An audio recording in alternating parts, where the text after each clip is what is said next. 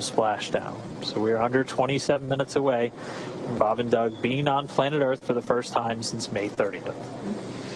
To kind of put everything in perspective, you know, the Dragon capsule departed from the International Space Station several hours ago, but according to what Dan just said, it's essentially halfway home just based on altitude alone. So the International Space Station is about 250 miles above Earth's surface. I think right now it's between 250 and 300. I think right now it's about 263 miles above Earth's surface.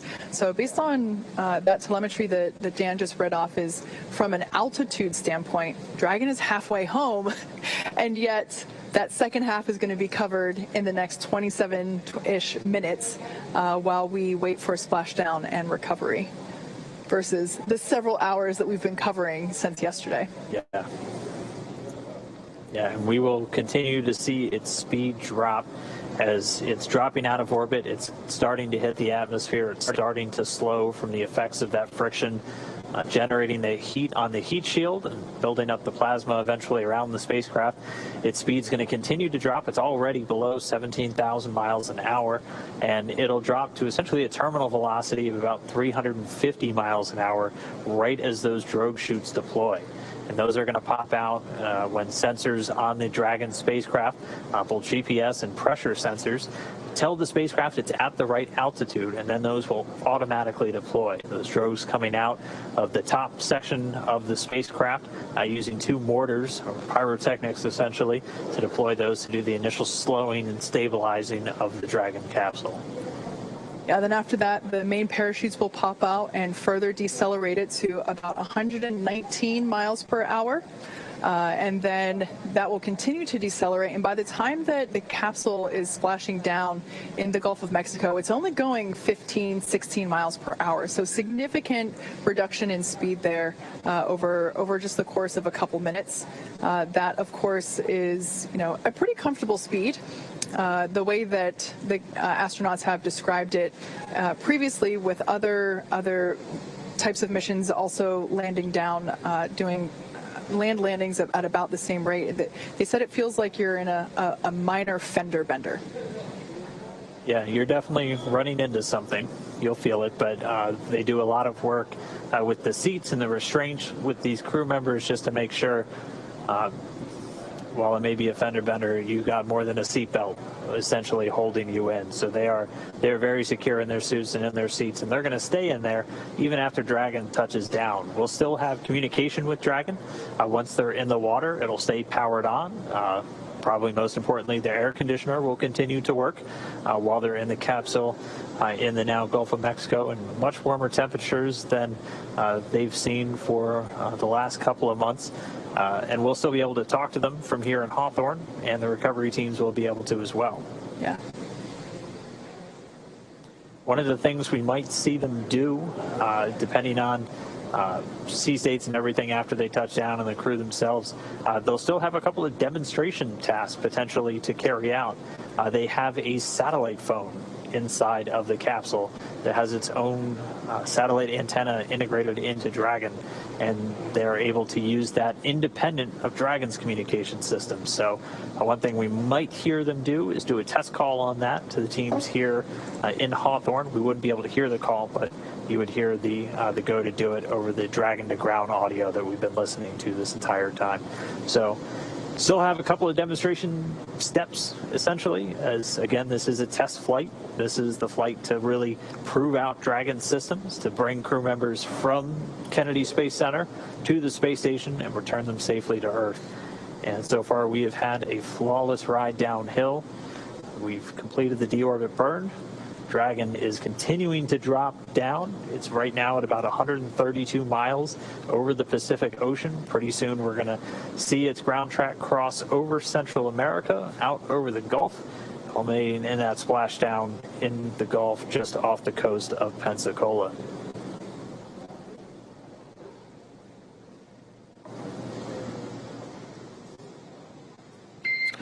Dragon SpaceX for entry brief. Go ahead. Okay, Doug, we have no update to timing because the burn went great, and your vehicle is still looking really good for entry. No health issues at this time.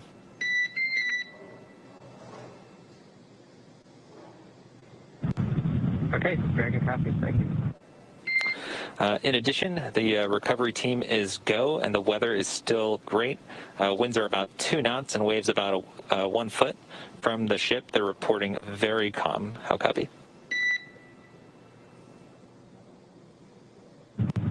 Copy. Good weather at the landing area. Thank you.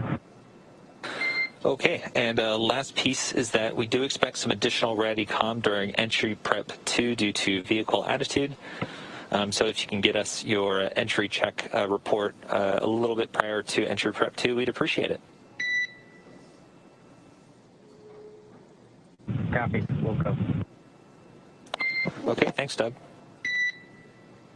So there we just had a bit of a briefing between Mission Control and Bob and Doug up in Crew Endeavor, just confirming with them that the deorbit burn was great and that the timing on their pads doesn't need to be updated.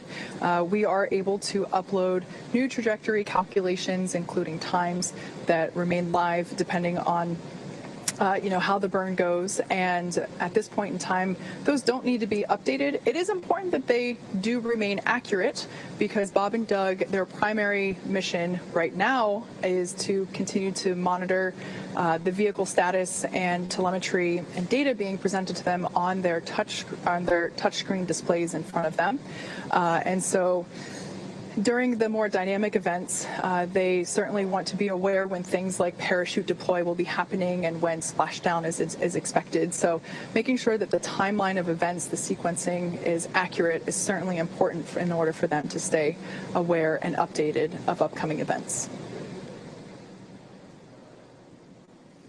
Just another quick position check. Dragon still out over the Central Pacific, down to about 108 miles in altitude. We're expecting that entry interface to come up in the next 4 minutes or so. Again, at that point, Dragon should be at an altitude of right around 62 statute miles, or about 100 kilometers.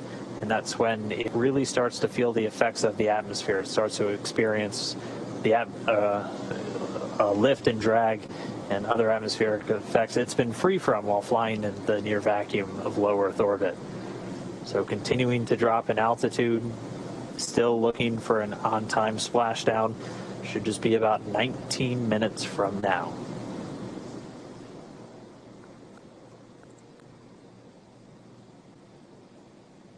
And just a reminder, we do have that blackout period coming. So as they continue to dip in the Earth's atmosphere and get lower and lower, the atmosphere gets thicker and thicker, and it's going to generate more and more heat, eventually heating up the outside of Dragon to 3,500 degrees Fahrenheit. And as it hits that peak heating, it'll also be forming a plasma around the spacecraft. So we do expect to lose comm for about 6 minutes. SpaceX Dragon crew entry preps are complete. SpaceX copies. Entry prep complete. Thank you. The call from Spacecraft Commander Doug Hurley. Entry preps are complete. So they are on board, they are monitoring, they are ready to come home. Yeah, and as of right now, entry prep should have also included final configuration of their flight suits. So we had a question from our social media earlier if the visors will be up or down. Those visors should be down at this point as part of that entry prep check.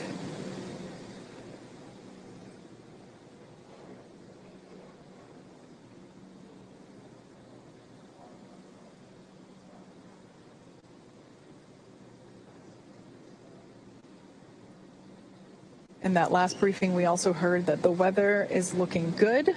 In a previous report, the phrasing was, "It looks like glass." And that is certainly ideal for a water splashdown. That being said, the recovery timeline, Bob and Doug should be out of the capsule within an hour after splashing down. So good to hear that the weather is good. We saw blue skies and a couple of white fluffy clouds out there in the Gulf of Mexico as we got views from our recovery vessel Go Navigator. But glad to hear that conditions are sustaining and that winds also are looking really good around 2.5 miles per hour. So hardly anything at all. Really couldn't ask for better conditions for a splashdown day. We kind of threaded the needle once again, almost like we did on launch with the weather today. Your upper limits for wind were about 10 miles an hour, so we're well below that threshold for a splashdown today. The Dragon coming up on 82 miles in altitude, continuing to dip down. We're expecting that entry interface to start pretty soon, where the vehicle itself is really going to start heating up.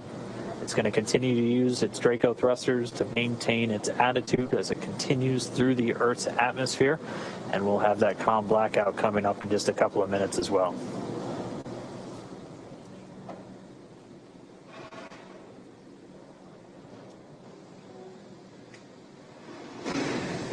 The cabin purge has started again. This is when they're going to flush the cabin of Dragon with cooled air. They're also going to do a suit purge, running cooled nitrox through the suits for Bob and Doug just to keep things at a comfortable temperature for them as the capsule goes through the re-entry and starts to heat up.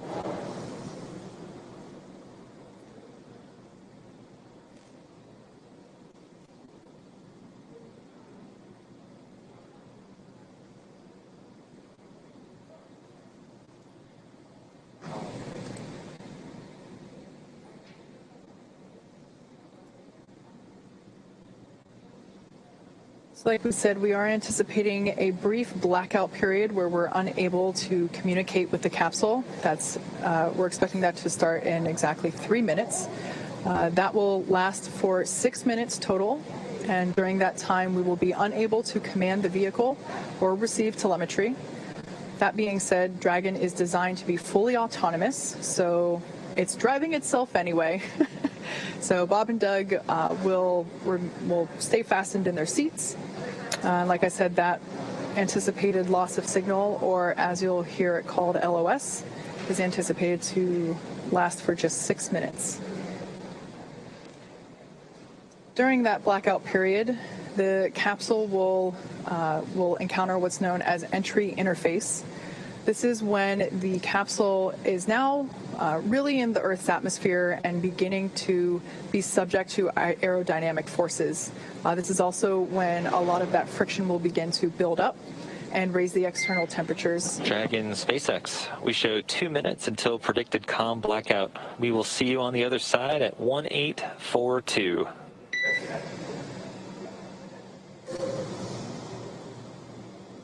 Dragon copies 1842. We'll talk to you then. That heads up, communication from the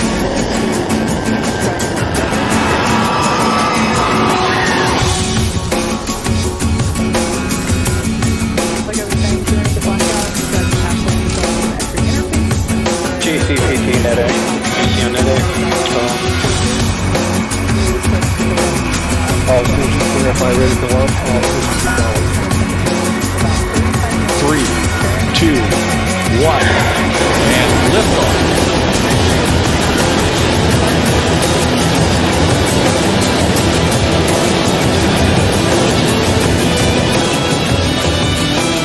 Dragon is in orbit.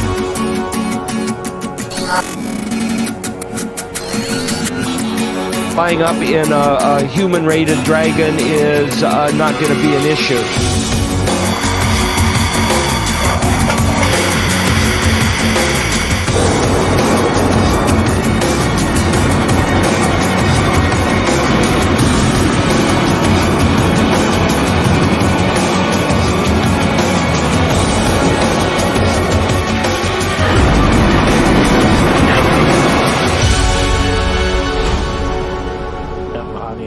Expected to regain that communication at about 42 minutes after the hour. So for these next 6 minutes, they're already less than 60 miles in altitude. And this is when the capsule is really heating up during that reentry, reaching temperatures of around 3,500 degrees Fahrenheit, as again, you're essentially hitting the atmosphere more than 17,000 miles an hour, and the friction building up that plasma around the spacecraft. And that's what's going to prevent us from talking to Bob and Doug or getting data back from the spacecraft for the next 6 minutes. Its flight computers are in control, though. It's going to continue to maintain its appropriate trajectory and attitude, having attitude determination devices on board the capsule, not reliant on communications with satellites. And it's going to continue dragging down the correct path for this splashdown off the coast of Pensacola. So we are in that blackout period. We're going to continue to stand by until we get them on the other side.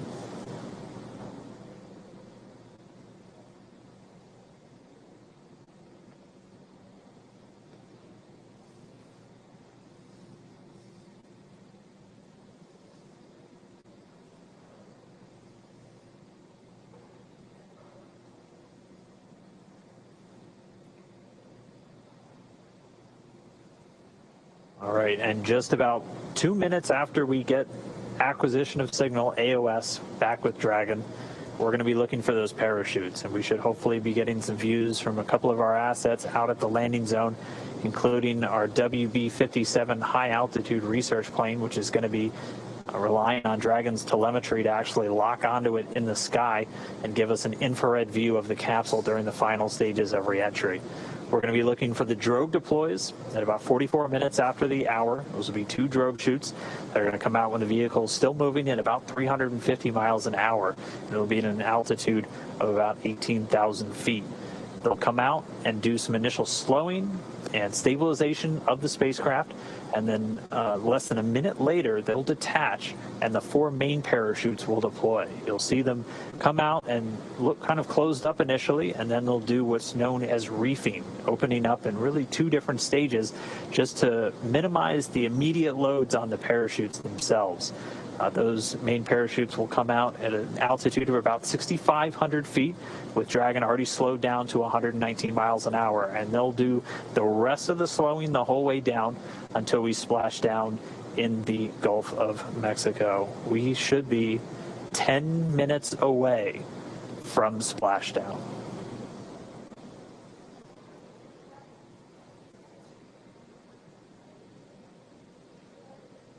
So right now we're getting our cameras on the WB-57 airplane, which is in the area, getting those cameras ready to give us our first glimpse.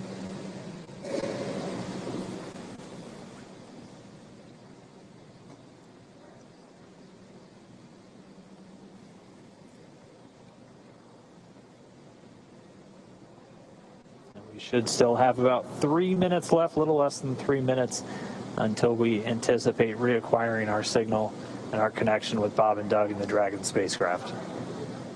If you're just tuning in, we are in a blackout period that we were expecting. This blackout period will last a total of 6 minutes, and we're about halfway through there now. At the moment, Dragon is re-entering the Earth's atmosphere, and due to the plasma building up on the exterior of the vehicle, we're unable to communicate or send commands, but Dragon is fully autonomous. It is steering itself, and right now Bob and Doug are flying home.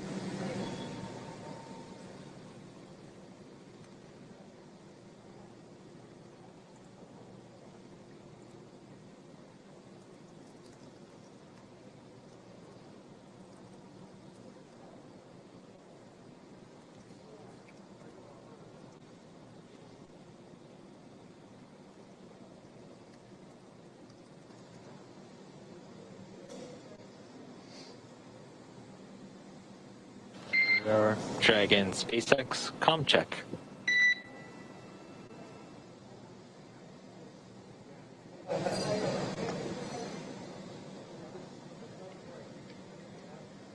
So we're still inside that anticipated blackout window. It does look like we are getting maybe some sporadic data starting to peek through. This is why you heard that communications check with the spacecraft.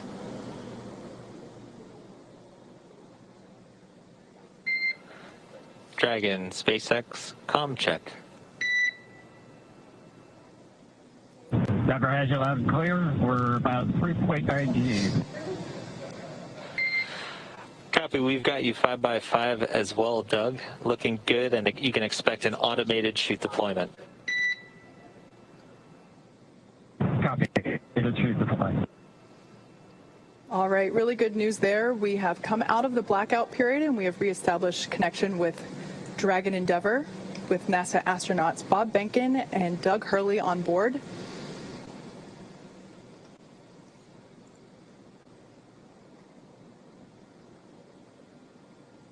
We were able to reacquire that communication a little bit earlier than expected, and now we are just waiting. We should just be about 2.5 minutes away from that initial drogue chute deploy. Yeah, 2 minutes and 26 seconds. AGPS has converged. Copy that. You may have heard earlier that Bob and Doug are currently experiencing 3.5 Gs. Not too bad. That's about what they pulled during the ascent phase. Just like a mild roller coaster.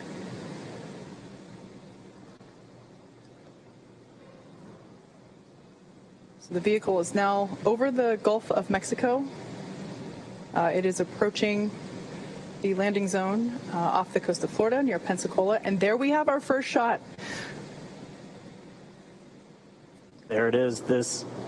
The first view from the WB-57 airplane. It is dipping in and out a little bit. This is going to be an infrared camera showing us Dragon re-entering. We have that comm back with Bob and Doug. You heard AGPS is converging. Dragon has 3 GPS units that it uses actually in the parachute deployment process as it helps, along with the pressure sensors, really give a solid altitude to the flight computers on when these are supposed to deploy. We're standing by for the drogue chute deployments. We should be just under 5 minutes away from splashdown. Passing 15 kilometers, brace for drogue window. Copy. We're braced. Just about 14 kilometers in altitude, 8.4 miles, continuing to descend. There on your screen, we have a shot of the capsule as it is preparing to deploy those initial parachutes, the drogue parachutes. Again, these parachutes help slow the vehicle down even further and help stabilize in preparation for main chute deployment.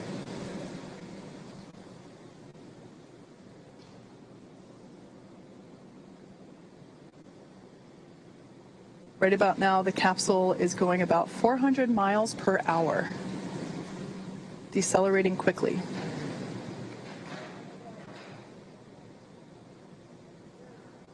And standing by for drogue deploys.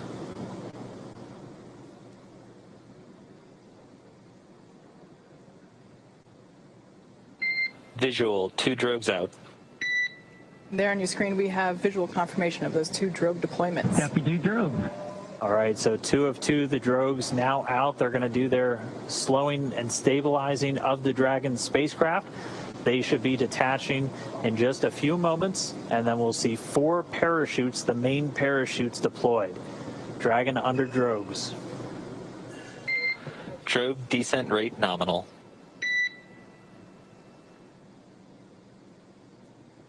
So the expected descent rate, the expected velocity out of the drogues nominal. We're right at around 150 miles an hour and already dropping. You can see the drogues now detach. And there we have confirmation of deployment of the 4 main parachutes.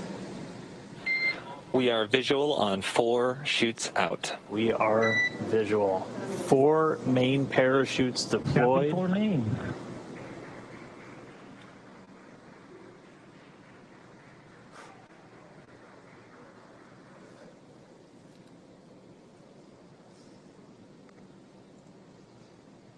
So at this point, the main parachutes have deployed.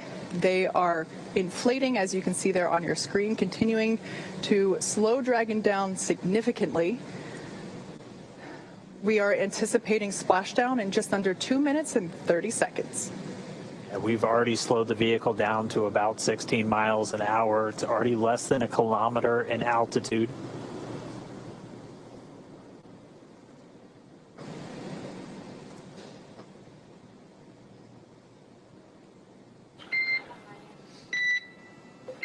main chute descent rate nominal, passing through 700 meters.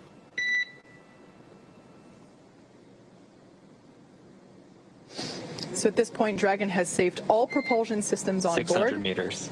600 meters. And we're 600 meters above the Gulf of Mexico. Should be approximately a minute 30 from splashdown. Mission control team here in Hawthorne has reported the precise landing coordinates to the recovery team. They are standing by, ready to go get our space dads. 100 meters.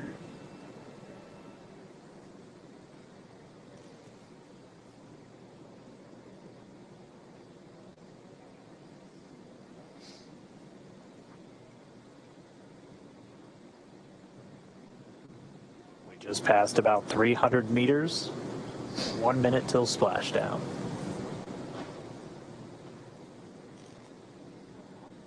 200 meters. We are braced for splashdown. Copy, brace for splashdown. So there we heard Bob and Doug reporting that they are bracing for a splashdown. We should be able to see the Gulf of Mexico here in the shot just momentarily, as we're now just about 20 meters off the ocean.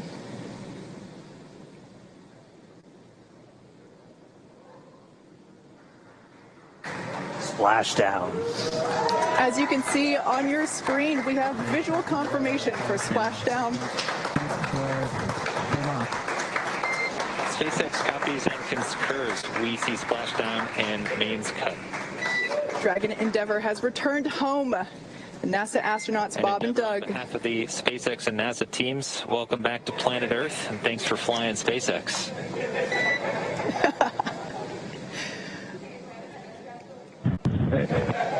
It was truly our honor and privilege to fly in flight of the Crew Dragon and Endeavour. Congrats, everybody at SpaceX. All good, and we're into section of 4.800. Thanks for those words, Doug, and we copy that you are into 4.800. So great news all around there. Our space dads are back on Earth after a 19-hour return journey from space. Dragon Endeavour has splashed down in the Gulf of Mexico, just off the coast of Pensacola, Florida. And on your screen there, you can see our two fast boats, and they are indeed fast, racing out to greet Dragon Endeavour as it sits there. The first on there, we can see a view inside the capsule. Bob and Doug looking good.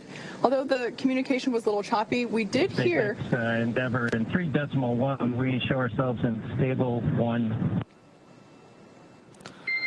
And SpaceX copies for vehicle assessment, step 3.1, stable 1. Good news.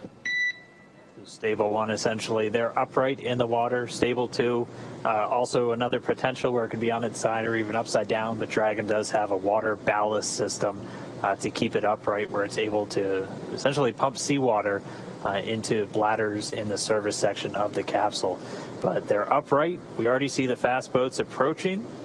They touched down, came right on time at 11:48 a.m. Pacific, 18:48 UTC. Bob and Doug now in the water, and the recovery ops, they've already begun. We already see the fast boats starting to move in. We're still maintaining that good communication back with Bob and Doug and the team here in Hawthorne. Pretty soon we should be getting the go for them to move in, begin their hypergol sniffs, and begin wrangling up those parachutes. We can see Bob and Doug inside the capsule, back on planet Earth. Yeah, those fast boats will be moving in to do a couple of things. They'll be performing what's known as a sniffer test. That's essentially to ensure that the air around the vehicle doesn't have any toxic fumes from the hypergolic propellants on board. So once we get the all clear from there, the water recovery lead will give the go for approach, and that's when the first fast boat will actually approach the capsule. hopefully give a little wave to Bob and Doug through the window. And one of the team members will actually climb on top of Crew Dragon and begin to place the rigging equipment necessary to hoist Dragon out of the water. Oh, still getting a view from the WB. The airplane flying overhead, it gave us those great views of really our first views of Bob and Doug re-entering the Earth's atmosphere from up above. You can see the 4 parachutes in the water.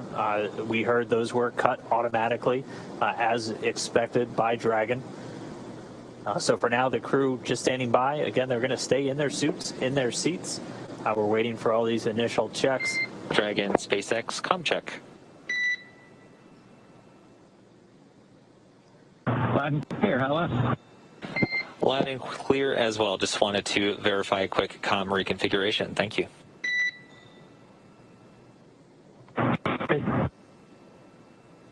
So essentially what just happened there is they And reconfigured. Solo, if you can just relay the status of the fast boats and the recovery as you get them, we would appreciate it. You bet. Absolutely, Doug. Wilco. So what just happened there, you heard comms reconfiguration. That's essentially looping Bob and Doug's communication into the into the recovery team, so that they can hear feedback from Bob and Doug directly as well. Now, we talked a little bit about SpaceX Endeavor. You can let Ben and James know we're doing pretty good so far. Okay, we'll let the flight docs know that you're feeling good so far. Thanks for that update. really good news there to hear that they're feeling good, and they can let the flight surgeons know that all is well inside Dragon Endeavor. All right, and it sounds like we do have one of our folks that's on location there with the recovery forces, NASA's Brandy Dean. She's joining us by satellite phone. Brandy, if you can hear me, I mean, what is it like right there on the water? What was it like to watch them splash down? For the test objective. So stand by at the console once we get it up and operating. I'll let you know. Okay, SpaceX copies. We'll be ready for that in just a couple minutes. Questa puntata è offerta da Bellissima Pizza, 100% made in Italy. I nostri kit sono l'ideale per stare insieme, divertirsi e godersi una pizza italiana. Ordina oggi e ricevi domani a casa in tutto il Regno Unito. Scarica l'applicazione di Telelondra, è gratuita e rimani connesso con il mondo italiano in UK. Questa puntata è offerta da Fattoria Donnatina, il negozio delle eccellenze semplici e naturali anche online, senza uscire di casa. Cercaci su donnatinastore.com. Semola di alta qualità, 8 uova per chilo di farina. Questa era la ricetta delle nostre nonne, che noi ora usiamo per produrre la pasta di Camerino. Trovi anche la linea Murabi dall'alto valore proteico e basso contenuto glicemico e glutinico. Smetti di mangiare pasta e inizia a mangiare una signora pasta. Pasta di Camerino, la pasta di una volta, sulle tavole di oggi. Questa puntata è offerta da La mia mamma, ricette regionali preparate da vere mamme italiane a Londra. Consegniamo in tutto il Regno Unito. Se anche tu vuoi fare pubblicità su Telelondra, scrivici a info@telelondra.uk o contattaci al numero 07 43 21 99 430.